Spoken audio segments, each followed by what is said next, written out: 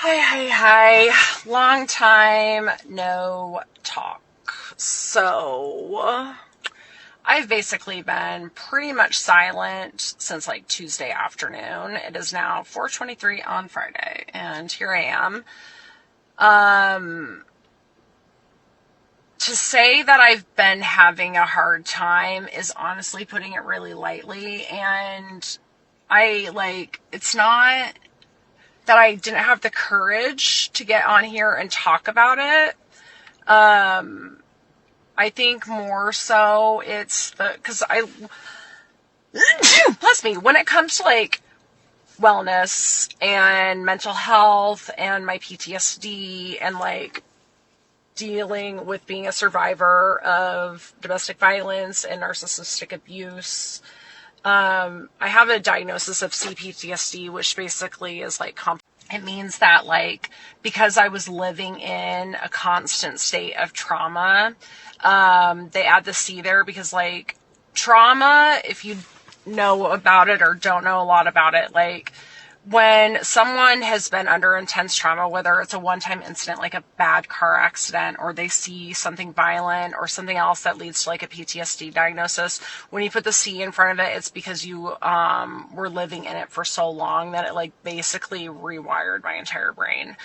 And so in 2020, I went to treatment, and I'll never forget when my now ex-husband handed me the check to pay the treatment center when I checked in, which, mind you, it was our joint account.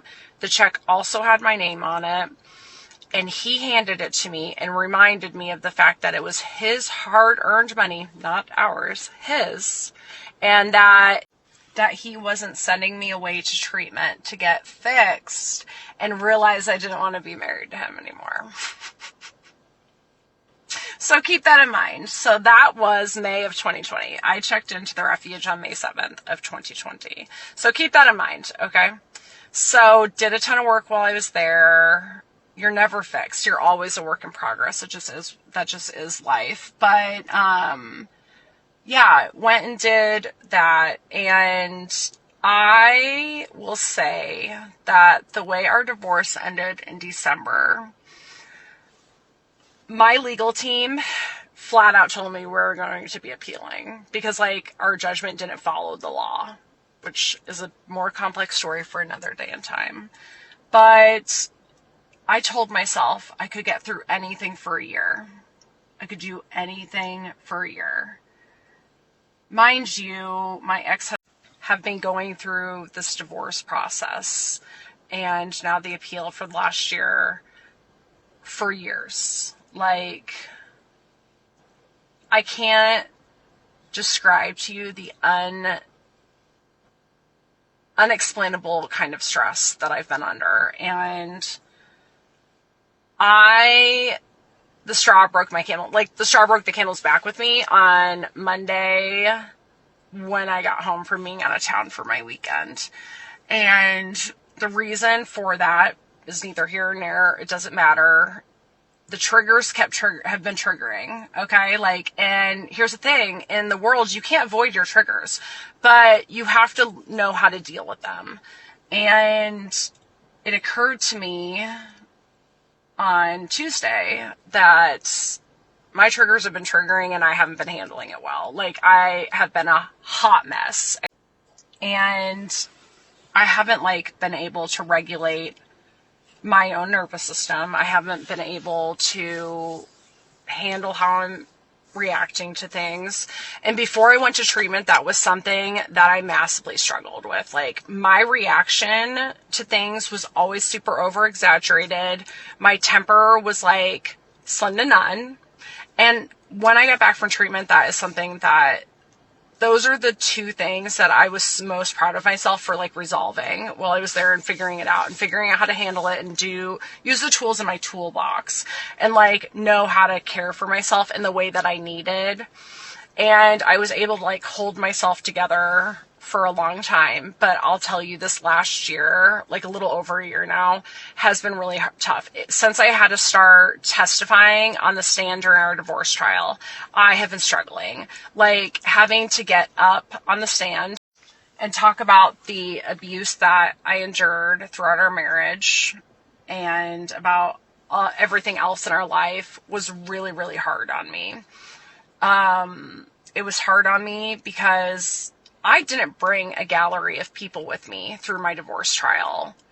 I didn't want anyone to be in there and witnessing the decimation and the ripping apart, the finalization of my marriage. Like, you have a group of people at a church for you when you get married. I didn't want that during my divorce, but my ex-husband had a gallery of supporters there every single time. I probably wouldn't call them supporters. I'd probably more call them enablers, but that's fine. That's neither here nor there. This is not, what I'm talking about right now is not about him or what he's doing, but it's been a hard year and the triggers have been triggering. And this week, my treatment team, we'll call it, decided that I may need to go back into treatment. Not because I'm unsafe or anything. Like, I want to make that very clear. I'm not. It's because all the tools in my toolbox that I used to know how to, like, grab out the tool that I needed to, like, get through the situation I was in or anything else, how to function normally. Right now it feels like that toolbox blew up all over the freaking place and, like, they're scattered around and I can't find the right tool when I need it or figure out how to put it back in the box. Like, my mental health has been hanging at a thread. And, like, what you see sometimes on social media versus reality is very different. And, like, I've always tried to be very transparent about my struggles and, like, what I went through, because I feel like it turned me into the woman that I am today and the woman that I continue to become. And I'm so proud of that. And also because I want to take bad things that happen to me and make them better for. That was the goal for me when I started my blog. It was the goal for me when I started getting into more content creation. Like, things naturally, like, went in the direction that they're going now, which is amazing. But the whole point of the reason why I started, like, reshaping who I was and, like, putting out so much stuff on social media is because I know that there are so many other women and some men that are in, I shouldn't say some men and men, that are in the same position that I was in. And I want to help them. I want them to feel like they're not alone, which is why I'm getting on here right now in my car in a parking lot, because I haven't been transparent about how I'm feeling. And I think it's really important. Like, I've had to say no to a lot of things. Like, I was supposed to go to an event tomorrow morning and I had to send my friend a message and I was like, I just don't feel like I can go. Like, I haven't been good this week. And this has been long, so I do apologize, but thank you if you're still hanging in. But, like, I realize that I'm very close to possibly, like, relapsing. And when I say relapsing, it doesn't mean into drugs or alcohol or anything like that. It means relapsing into my brain no longer functioning at all the way it should. It's really, really scary right now. So the last time I went through this, my mom was alive. The last time I went through this, I was married. The fact is I know things from my marriage are triggering what's going on right now. Like, some things happened before I moved out of my loft that I haven't spoken about. Because I don't think it's a good idea right now for my safety to speak about some things that occurred after I had to testify in the expungement hearing against my. But I know that I'm on thin ice right now with my mind and body and health. I know that I need some help.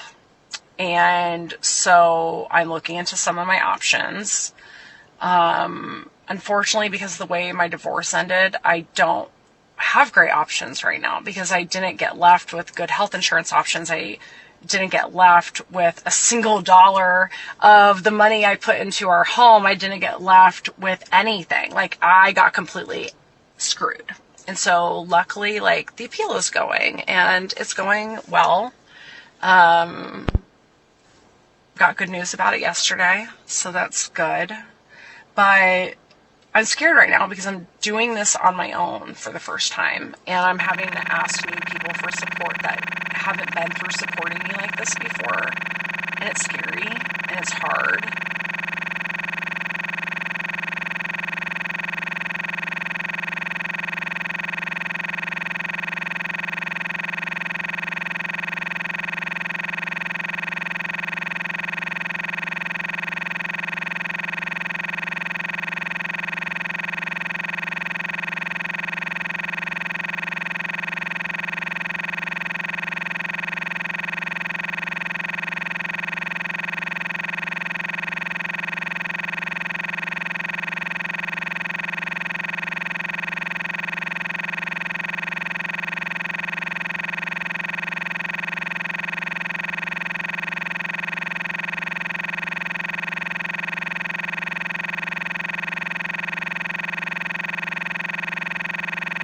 mind fuck. And it's so hard. And it took me years to really understand and conceptualize everything that was going on with it. And it's not easy, if I'm being honest with you.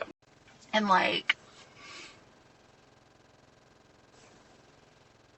I should have, like any other divorce in Illinois, I should have walked away from my marriage with means to provide and take care of myself, and I wasn't, unfortunately. Luckily, that's changing, which is good. But, like right now, I'm in a space where I know I need help. I know I need to seek treatment. I'm not going to go back to the refuge. I'm not going to go back and do 2 months again. I don't need that. Like, I just need help putting my tools back in the toolbox and refiguring out how to use them appropriately again. And so, like, I found an intensive option that my therapist really wants me to do. It's significantly less than going to a treatment center, which would cost me like over $60,000 a month. But yeah, so it's really scary because I know I need help, and mental health coverage has come so far in this country since like 2008-ish, I would say, when Obama was elected into administration. Like, finally some really great changes were being made to mental health coverage, and a lot of amazing strides have been made, but unfortunately, like, not enough have been. Like, health insurances don't want to cover places that help you treat the problem and fix the problem. They just want to throw you in a hospital and stabilize you, and that's not what I need. I'm not a risk to myself. I'm not a risk to anyone else. I just need to get my brain functioning right again. And it's hard because, like, we don't have coverage for things like that in our world. It's like very few and far between. And, which is so sad because there's so many people that could benefit from good mental health coverage, and it's just unfair. And I hope that it continues to get better. Obviously, there's things going on in our world that are a freaking disaster right now in our country, and I don't think that's going to be something that gets taken care of right now. But we do need to do better. There needs to be more mental health reform. There needs to be more options available for people who do need help. And it's scary because, like, I know I need help, but right now I don't have the means or the money or any possible way to get myself that help because of leaving a domestic violence situation and divorcing a narcissist is not for the weak. It is not at all. And it's scary because I need help processing and working through some of the stuff that occurred because it's messing me up really bad. And it's so sad that there's a really great chance that I'm not going to get the help that I need. And that is really, really scary because I know what I need. And I'm scared right now, and I'm having a tough time. And that's why I've been silent all week, because my PTSD has been PTSDing. And it just takes like the final trigger to like be the straw that broke the camel's back, and that happened to me, unfortunately, on Monday. And I'm doing like everything I can to work on getting through it, but it's hard when like what I know I need and what my care team knows I need, like, there's a really good chance I'm not going to get it. And that's scary. Like, since my mom died, unfortunately, I don't have like the same type of support that I used to.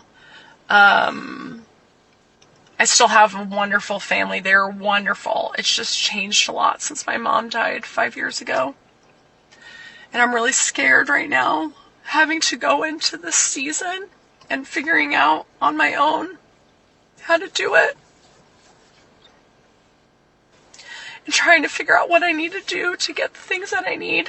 And it's not a life or death situation right now. Like, I'm safe, but it is a really scary situation in the fact that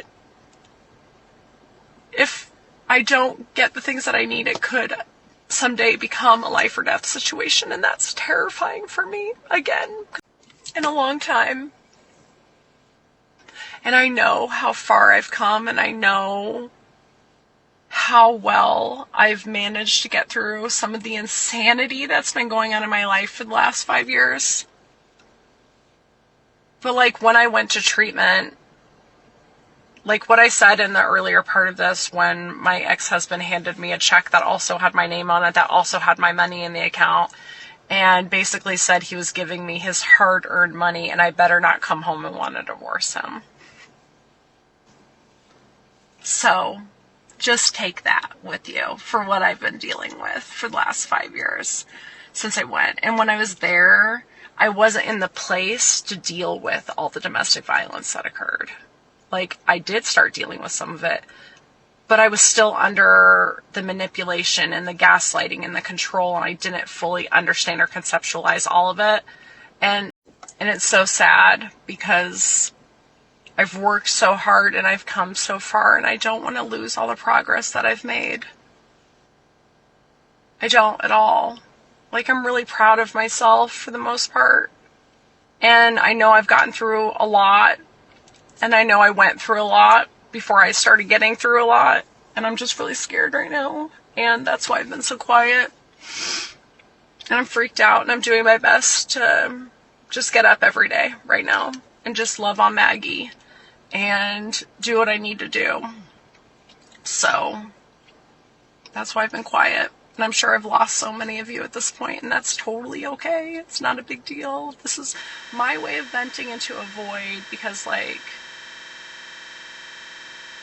I don't even feel like I have a girlfriend I could call up right now and really talk to about this. And that's also sad and scary. My trust level's low.